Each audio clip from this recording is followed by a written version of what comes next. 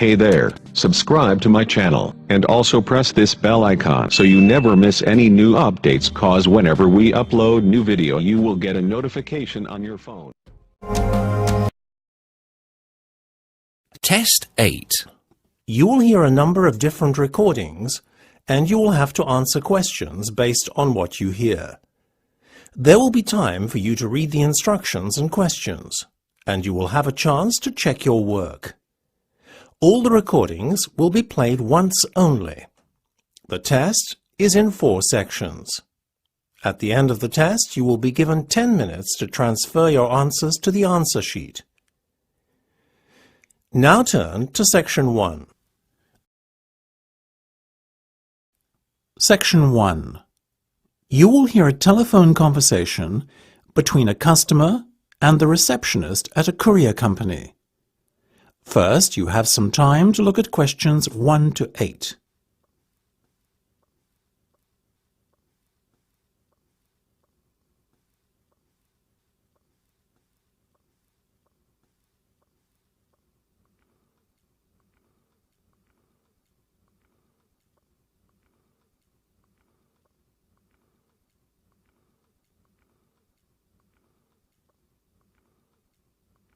You will see that there is an example that has been done for you. On this occasion only, the conversation relating to this will be played first. Good morning, this is Sam speaking. How may I help you? Hi, my name's Marco and I'm calling to inquire about sending some goods to Canada. The destination country is Canada, so you write Canada in the space provided. You should answer the questions as you listen because you will not hear the recording a second time. Listen carefully and answer questions 1 to 8. Good morning, this is Sam speaking. How may I help you? Hi, my name's Marco and I'm calling to inquire about sending some goods to Canada. No problem. What's your full name, please, Marco? My middle name is Pronto, that's P-R-O-N-T-O. Sorry, Marco, just your surname will be fine. That's all we need for the form. It's Cebriana Tori, that's C-E-B-R-I-A-N-A-T-O-R-I. Great, and your address, please? I live on Grimsby Place. Grimsby Place, okay? But wait, you mean the address from where the goods will be collected? Right. In that case, I better give you my mum and dad's address. My stuff is there temporarily until I make the move. Same street, house number 25 in Grimsby, and the postcode is GB8 6BY. Now, Marco, tell me what you'd like to have shipped. I'm moving to Canada, so I have a fairly big container for my belongings, you understand. Of course. What are the dimensions? It's 2 meters high, 1.5 across, and 3 meters long. My, that's huge. Tell me about it. Moving day is going to be a nightmare. And what will this container contain then? Well, to start with, there's my television. I'm also taking a brand new sofa bed with me, as well as my fridge, freezer and home computer. I see. That all sounds rather valuable. Do you know the total value of the goods in the container? Yeah, I estimate about £5,000. Before listening to the rest of the conversation, you have some time to look at questions 9 to 10.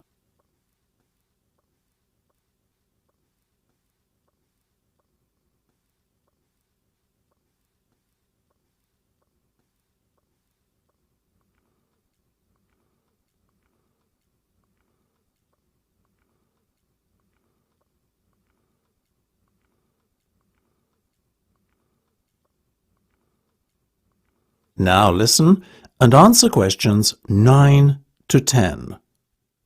Excellent. Now, shipping to Canada is not by any means cheap these days, so this is going to cost you £500?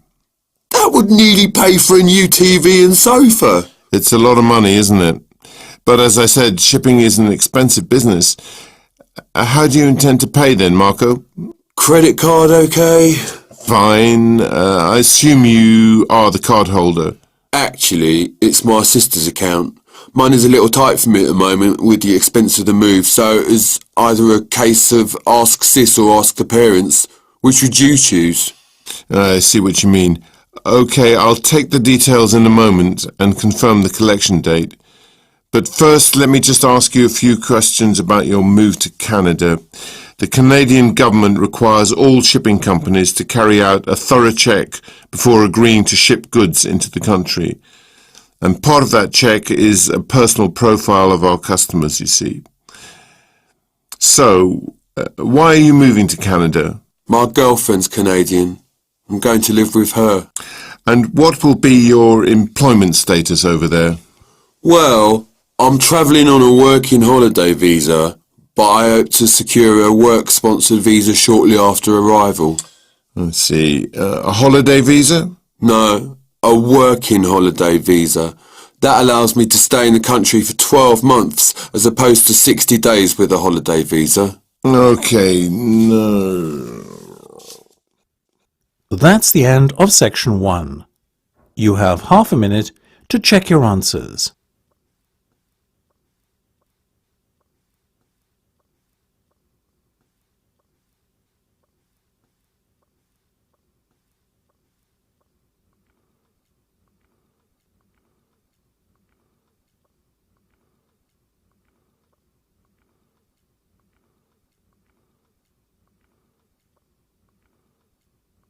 Now turn to section 2.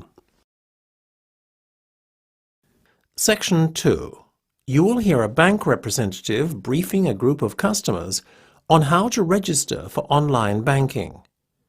First, you will have time to look at questions 11 to 16.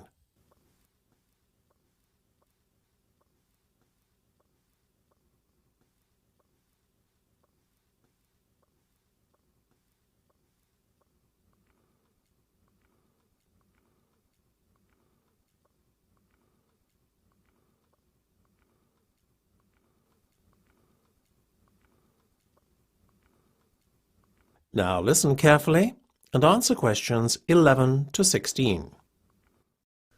We're very pleased to announce the launch of our new online service. Now, though it might sound a little daunting for those of you who are not so familiar with the internet, let me assure you that the registration process is very simple indeed. I'm going to go through it with you step by step today, and afterwards there'll be a question and answer session should you have anything you would like to ask.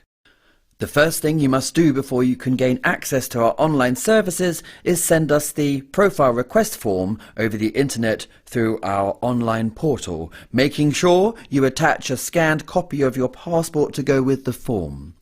Then you'll have to wait for verification within 5 business days. Once you're verified, you'll then be sent your own personal verification code number, and you'll need to input this on the link I've posted at the top of the handout I've given you.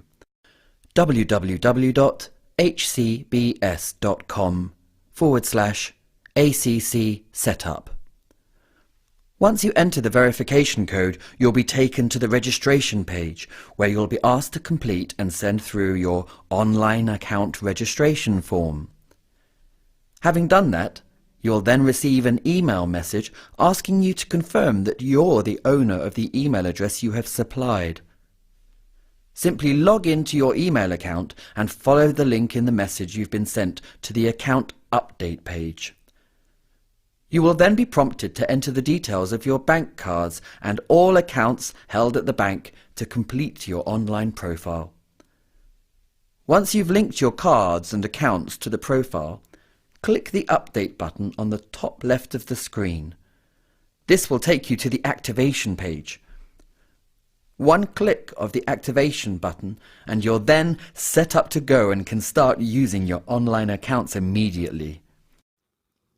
Before you hear the rest of the discussion, you have some time to look at questions 17 to 20.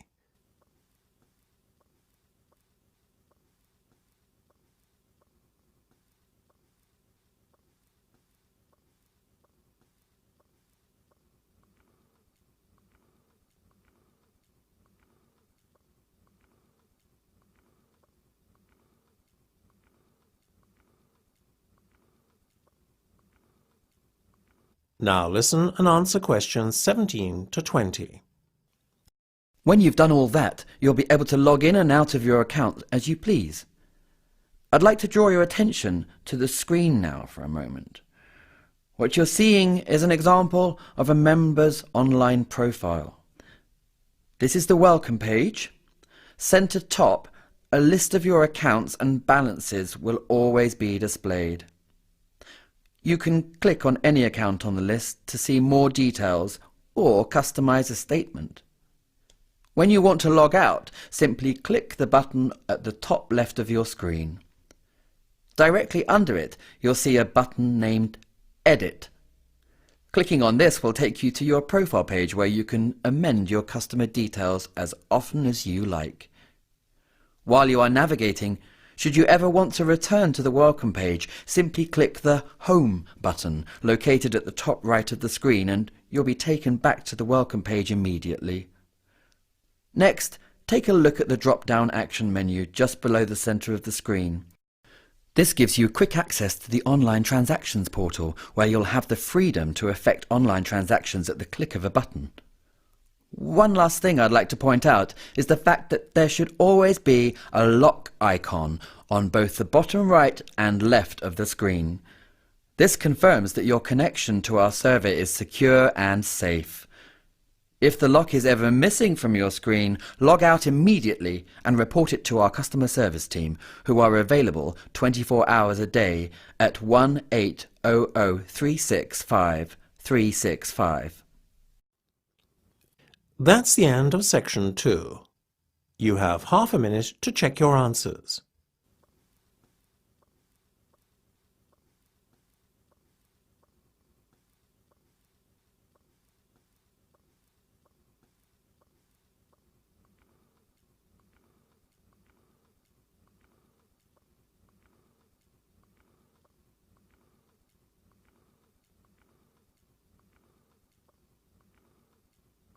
Now turn to section 3. Section 3. You will hear a discussion between two university students on a seminar they have just attended. First, you have some time to look at questions 21 to 25.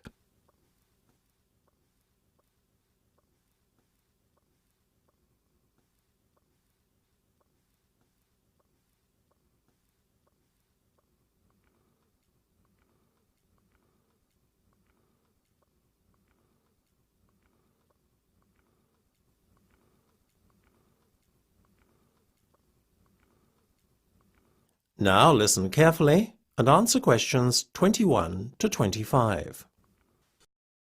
Isn't it ironic that at a seminar on public speaking and presentation skills, we're left so underwhelmed by the oratory skills of the so-called expert up on stage? Maybe we should lower our expectations a bit, Mike. After all, everyone is susceptible to nerves, especially with an audience as critical as us. Well, you anyway. She's a professional. She's supposed to do this for a living, Alma. I feel totally let down, and I'm asking myself exactly what I'm supposed to have gained as a result of spending this time here. Look, forget about her presentation skills, or lack thereof, for a minute. What about what she had to say? Did you listen to any of that? How could I, when she kept fidgeting and moving about so? I was so distracted by her antics, I couldn't focus on anything else, to be honest with you. I don't know if you can blame her totally for your not absorbing anything that's been said in the last half hour, Mike. You're a pretty awful listener at the best of times. Oh, come on. She should be able to hold my attention for 30 minutes. It's not like the talk lasted 2 hours or something. Mind you, it sure did seem like it. Stop it now. You're being overly critical, and that's just not fair. I took some notes and was actually impressed by some of what was said. I'm definitely going away having learned something and feeling like my time wasn't totally wasted. Emphasis on the not totally bit. Oh, Mike, when will you learn? You know, sometimes we only get out of things what we put in. Did it ever occur to you that had you given this woman a chance, you too might have actually learned something? All right, Alma, go easy. Before you hear the rest of the discussion, You have some time to look at questions 26 to 30.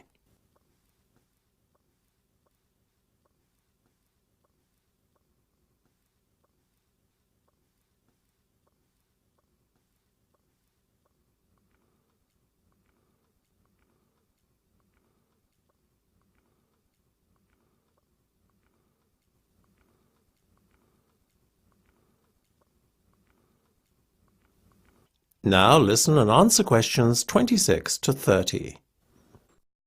Well, look, we have to fill in this feedback form on her performance now, and I want you to be kind, OK? Yeah. First question, use of equipment. It says, do you think the presenter made adequate use of the equipment at her disposal? What's a 1? 1 is basically terrible. 1 it is, then. Stop it, Mike! She used the projector screen, had a nice PowerPoint prepared in advance, and had some sound files to liven things up too. Yeah, it was a real hoot. Look, if you're not going to do this properly, I'll fill it in on my own. OK, look, seriously, I guess I appreciated the prep work that went into the presentation. And she did make good use of the room's IT facilities. So it wasn't as bad as I first made out. But I'm not totally enamoured with her performance in that department either. Me neither, actually. That's a fair assessment at last, Mike. She made an effort, but I would have preferred it if she had used the interactive whiteboard, perhaps, as well as the projector. Her presentation might then have felt, well, more interactive, I guess. A decent effort, though. Agreed? Agreed. What about preparation? Well, I think we can both see that a lot of effort was put in that respect. Can't fault her there, can you? Not at all. How about clarity of speech and effectiveness at getting the message across? Well, look, you thought she spoke very clearly and that a lot was learnt from the seminar. I, on the other hand, learned more from my 2-year-old nephew's utterances of nonsensical broken English. Mike! Let me finish. So perhaps the truth is somewhere in the middle. Agreed? I'll settle for that. Satisfactory then on both counts. Execution is the bit I want to get to, Alma. Oh, here we go. Was it really that bad? Oh, come on. You have to admit it was pretty boring. Half the theatre had emptied by the time she finished. I can't really argue with you there, Mike. Clearly she failed to engage her audience, which is a big black mark for her execution. For once, Mr. Critical gets his way. Mr. Critical has been very kind to her in his feedback so far, though, wouldn't you say? You're a real saint, Mike. Now, what about the... That's the end of section 3. You have half a minute to check your answers.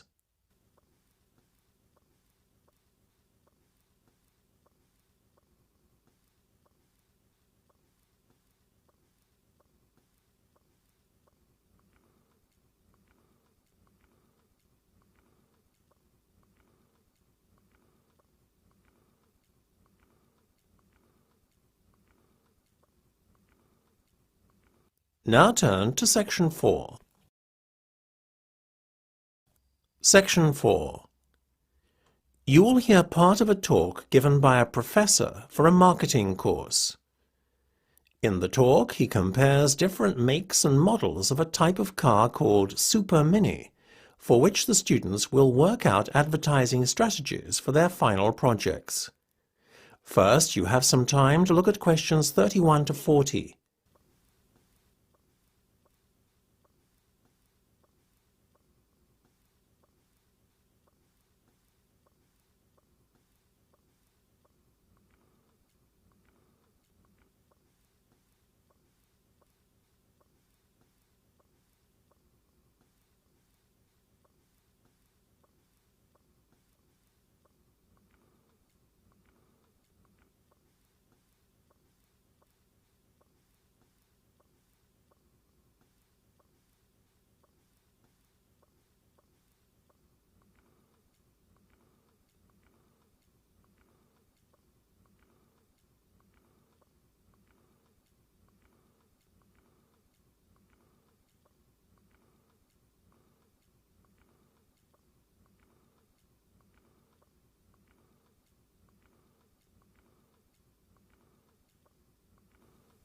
Now listen carefully and answer questions 31 to 40. Now, sales of super minis. And if you don't know, super minis are a particular class of small but luxurious car. Sales have taken off in the past few years, and there are a number of factors behind this trend. One of the primary reasons is the price of fuel. Super minis are relatively economical, so customers are turning to them as a means to reduce the fuel bill. The second reason is also a financial one. Both tax and insurance are very reasonable where super minis are concerned.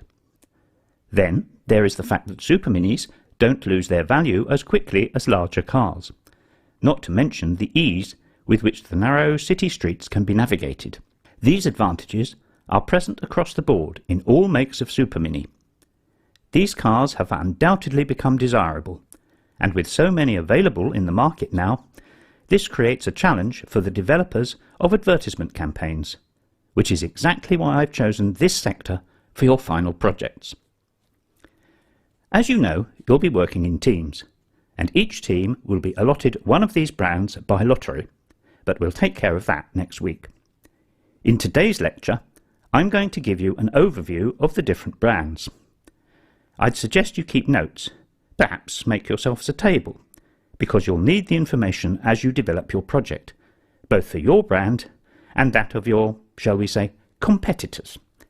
So, let's move on to the brands and their differences. One of the most popular brands of Super Mini is the Ford Fiesta, loved for its affordability and for its competitively low running costs. The Fiesta's popularity also ensures that it holds its value on the second-hand car market too, though one major flaw we have identified in its design is the fact that the boot is extremely cramped. The Vauxhall Corsa is another fine example of a Super Mini. It is light to steer, offers great all-round visibility, is relatively easy and very economical to drive. But if you think all this sounds too good to be true, then unfortunately you're right. The advantages of this little runaround don't come cheap, and the Corsa is considered comparatively pricey when judged against the other options available. So you might want to think about particular buyers to whom you could market this. Now, France's contribution to the Super Mini market is the Renault Clio. Known for its exterior styling, the Clio is also extremely reliable and well equipped. That said, there are some serious weaknesses too. For a start, the Clio is extremely cramped inside. This problem is only compounded by the Clio's other major flaw, the unbearably awkward driving position. Volkswagen, on the other hand, achieved a great deal when developing the Polo for the Super Mini market. The Polo is a very enjoyable drive and is reliable and perhaps, just as importantly, inexpensive to repair when breakdowns do occur. This is largely thanks to the car's excellent build quality. The only flaw, really, is the fact that the Polo's engine is underpowered, which is all the more disappointing when you consider that it ticks so many other boxes. Another car attempting to make headway in the Super Mini market is the Peugeot 203, a car that is renowned for its stylish interior and which pleasantly surprises many a new owner once they realise how spacious it is too, being particularly generous in that respect in the boot area. What are its drawbacks? Well, the driving position leaves a massive amount to be desired, not to mention the fact that the basic model has virtually no extras or special features. Far too low spec for my liking. The truth is, That is the end of section 4. You now have half a minute to check your answers.